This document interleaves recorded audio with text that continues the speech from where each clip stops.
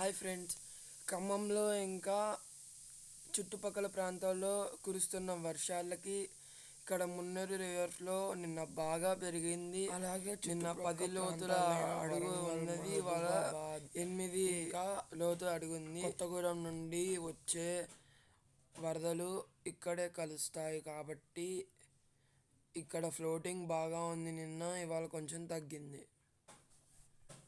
అందువలన ఈ రాబోయే 2-3 రోజుల్లో భారీ వర్షాలు ఉన్నాయి.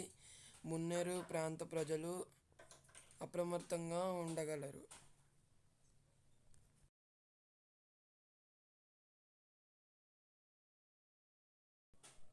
ఖమ్మంలో ప్రజెంట్ పరిస్థితి అయితే ఇలా ఉంది. అందరూ జాగ్రత్తగా ఉండొచ్చు. Okay, bye friends.